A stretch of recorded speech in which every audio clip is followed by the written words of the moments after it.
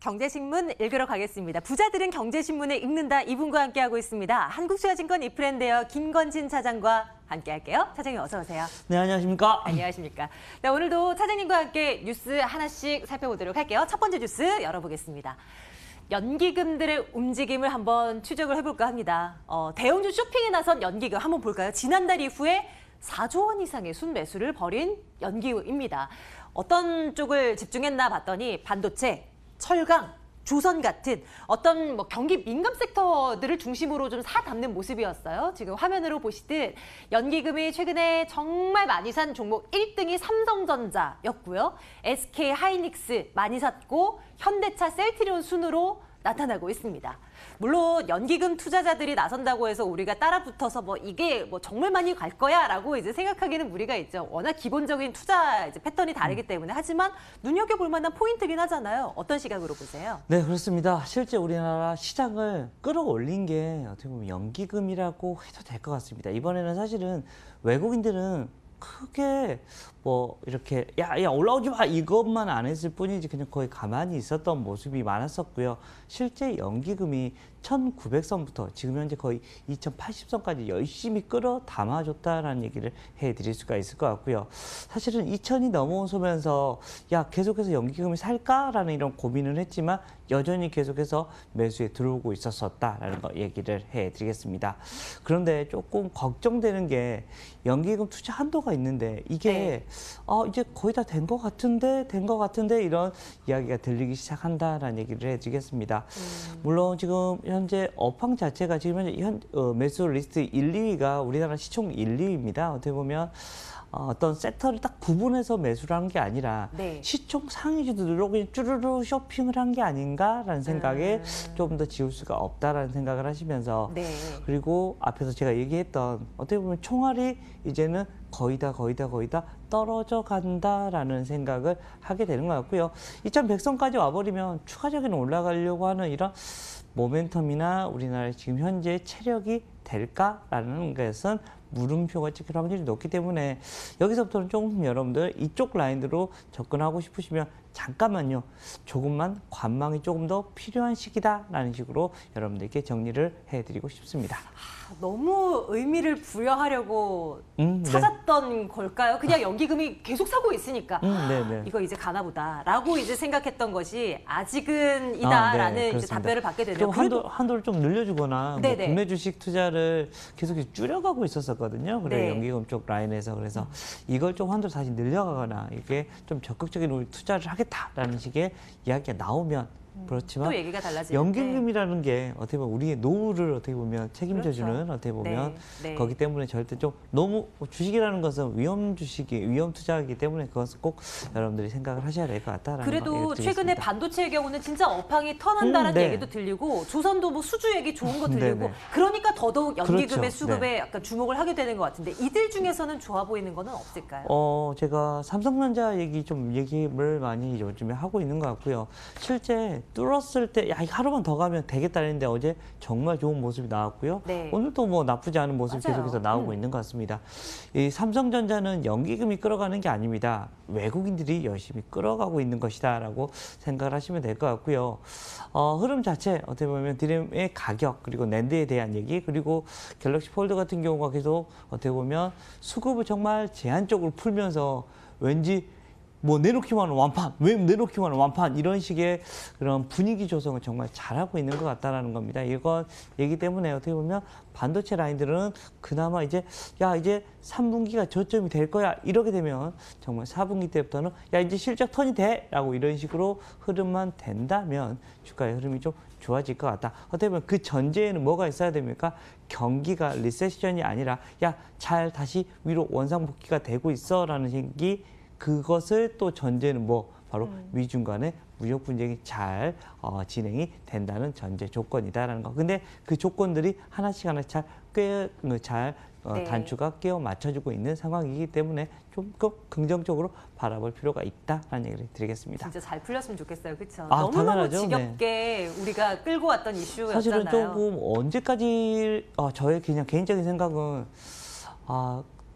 또 재선 전까지 계속 이게 끌고 가버릴 것 같다라는 이런 중국 쪽에 생각을 했는데 최근 들어서는 어떤 느낌이 많이 나냐면 트럼프 대통령이 좀 급해진 것 같습니다. 아, 이렇게 가다가 나 재선 안 될 수도 있겠는데 좀 더 내려놓고 빨리 뭐 가시적인 성과를 만들어야겠다라는 이런 스탠스가 취해지면서 네. 중국 쪽에서 그래 뭐 알았어 오케이 이런 느낌. 예전에는 반대로 중국이 좀 해봐 그러는데 미국이 뭐야 이거 아니야 그거 아니야라고 계속해서 이런 분위기였다. 맞아요. 근데 네. 이제는 좀 분위기가 역학관계가 조금 조금 바뀐 것 같기는 같다라는 한데. 얘기를 드리겠습니다. 네. 앞으로 뭐 뉴스는 챙겨봐야 되겠죠. 어디로 튈지 모르는 네, 그렇죠. 주장들이니까요. 네네. 다음 뉴스 열어보도록 하겠습니다. 이번에는 전기차를 들여다볼게요. 시장은 어느 정도 반등이 나왔는데 전기차는 오히려 후진하고 있는 모습입니다. 2차 전지 관련주들 중심으로 한번 볼 거고요. 이번 달 들어서 평균적으로 살펴봤을 때 꽤 대부분이 좀 밀려난 종목들이 있었고요. 네네. 무엇보다도 대형 업체죠. LG화학과 SK이노베이션의 이 끝없는 분쟁, 이거 부담스럽고 ESS 화재에다가 중국 업체의 어떤 경쟁 심화 이런 것들도 우려로 작용하고 있습니다.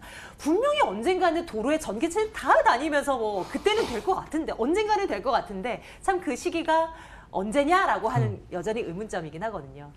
어떻게 볼까요? 지금도 밖에 이렇게 딱 쳐다보면 많이 없지는 있어요. 않나요? 그쵸? 있어 생각보다 네. 예, 많이 여의도에 많이 돌아다니고 있는 것 같습니다. 정말 파란색 번호판이 많이 돌아다니기 시작한다라는 생각을 하고 있습니다. 근데 아직까지 결국은 이런 가격 경쟁성입니다. 조금 배터리 가격이 좀 많이 내려와야지만 전기차를 야 우리도 나도 사도 너도 사자라는 이런 식의 분위기가 나올 거고 아직까지는 계속해서 뭐 보조금으로 막 해결하자라고 생각을 하는데 정부가 뭐 세금 걷어서 다 그쪽으로만 투자해 줄 수는 없는 이런 입장이다 보니까 좀 고민이 많이 되고 있는 것 같습니다. 최근에도 ESS에 화재 사건이 하나 또 있었습니다. 이가 우리가 뭐하고 상관없는 일이었다고 하면서 잘 풀렸다가 다시 충전율을 좀 높이니까 바로 화재가 나버리면서 이 뭐야? 라는 이런 고민을 하게 되고 있는 것 같다라고. 그렇지만 앞에서 우리 앵커님이나 제가 얘기한 것처럼 될 겁니다. 결국은 그쪽으로 가야 된다라는 생각을 하면 조금 시기의 차이지 나는 단기적인 투자자냐 나는 중장기적인 투자자냐라고 네. 한다면 단기적인 투자자는 잠시만 쉬어가시고요. 나는 중장기적인 투자가야 라고 하시면 지금이 좋은 기회가 될 수 있는 이런 흐름이 아닐까라는 생각을 해볼 수 있을 것 같습니다. 여유 있는 관점으로 2차 전지 하나 골라볼까 한다면 어떤 종목을 우선은 눈여겨보시겠어요? 이제 나는 또 여기서는 대형주 투자자야, 이렇게 중소형주 또 나뉘게 되죠? 중소형주 투자자야라고 이런 두 가지로 나뉠 수가 있을 것 같고요. 네. 내가 대형주 투자자야라고 하면 저는 LG화학을 얘기를 해드리겠고요. 나는 중소형주 투자자야라고 하면 에코프로 BM이나 포스코케미칼 이 두 종목을 얘기해 드리도록 하겠습니다. 네. LG화학 그리고 에코프로 BM 포스코케미칼 네. 이렇게 한번 눈여겨봅니다. 2차 전지 관련주들도 한번 챙겨봤고요. 다음은 이것입니다. 함께 보시죠. 스마트폰 시장에 대한 이야기를 나눠볼까 합니다. 뭔가 이제 변화하고 있다는 것은 모든 분들께서 이제 감지를 하고 계십니다. 그런데 이제 변화하고 있다는 포인트가 두 가지예요. 하나는 주요 제조사들이 저가형 스마트폰에 집중을 하면서 이제 자체 생산보다는 ODM을 주는 쪽으로 이제 뭔가 전략을 수정하고 있다는 거. 삼성전자만을 하더라도 ODM 비중을 내년에는 한 20% 이상으로 늘린다는 계획을 가지고 있고요. 이것이 하나 변화하고 있는 거. 또 하나는 새로운 형태의 스마트폰, 폴더블 스마트폰, 그리고 통신사 5G 이 기술의 통신 기술에 대한 어떤 변화도 나타나고 있는데요. 어떤 관점에서 우리는 관련주들을 봐야 될지 궁금합니다. 시각 좀 챙겨주세요. 우선은 스마트폰 시장이 조금 많이 변화하려고 노력을 하고 있는 겁니다. 왜냐하면 추가적으로 더 이상 하드웨어를 늘릴 게 없습니다. 실제 여러분들 스마트폰에 바뀐 거 얼마나 있나라는 고민을 해봅니다. 우리가 쓰는 건 한계가 돼 있고 더 이상 편의사항이 얼마나 늘어날까라는 고민을 해보면 그나마 편의사항 늘어나는 게 뭐예요? 카메라 그냥 몇 개 뒤에 더 달리는 맞아요. 네. 이거밖에 네. 없습니다. 하드웨어적으로 늘어날 게 없다라고 얘기가 나오면서 그 휴대폰 이 제조사들도 자기들도 먹고 살아야 되기 때문에 야 우리 여러 가지 좀 전략을 짜보자라고 하는데 이런 것 중에 하나하나가 지금 현재 나오고 있는 것들입니다. ODM 주면서 야, 좀 더 원가를 낮춰서 우리 실제적으로 한번 조금 더 가격 경쟁력을 키워보자라는 이런 측면에 지금 현재 중국 쪽 얘기가 많이 나오면서 거기에 관련되어 있는 부품사들이 이거 우리 줄어들겠네라는 이런 식 때문에 주가 흐름들이 막 급락이 한번 나왔었습니다. 최근에. 근데 또 거기하고 상관없는 주식들도 계속해서 있을 것 같고요. 거기에 대표적인 주식들이 5G 관련된 주식들이다라고 생각을 하시면 될 것 같고 네. 지금 뭐 와이솔 같은 경우가 거기에 대표적인 주식이다라고 생각을 하시면 될 것 같고요. 그런 주식들은 또 그나마 거기에 계속해서 경쟁력을 가지고 갈 것이다라고 생각을 하시면 될 것 같습니다. 한동안 좀 주춤하다가 5G 관련주의 경우는 오늘 또 일제히 상승세를 보여 나가고 있는데요. 앞으로도 눈여겨볼 만한 섹터라고 보시는 거죠? 네. 5G 같은 경우는 정말 많이 계속 제가 언급을 했던 주식입니다. 시장이 계속해서 안 좋을 때도 아니야, 이쪽은 괜찮아, 이쪽은 괜찮아라고 수없이 많이 얘기를 해서 여러분들 이제 여기 못이 박혔나요, 이제? 아직은 제 귀에 아직 안 박힌 것 같긴 한데 어찌됐든 여러분들 그런 생각을 많이 하셔야 되고 언제까지냐면 내년 상반기까지는 괜찮을 것 같다. 근데 여기서부터는 선별 과정이 필요합니다. 어떤 그렇죠. 쪽? 바로 이 해외 쪽으로 진출을 할 수 있는 기업들, 어떻게 보면 국내 쪽으로만 머무를 기업들, 거기에 대표적으로 해외에 나갈 수 있는 데가 어디? 두 군데 바로 여러분들 퀴즈입니다. 5초, 4. 네. RFHIC? 정답! 맞아요? 네, 맞았습니다. 화웨이요. 네? 화웨이 거기랑 거기하고요. 네. KMW 이 두 가지 KMW? 얘기다라는 얘기를 해드리겠습니다. 이 두 회사들 계속해서 열심히 관심을 가지셔야 될 것 같고요. KMW 같은 경우가 최근에 좀 잡음이 사실은 있었습니다.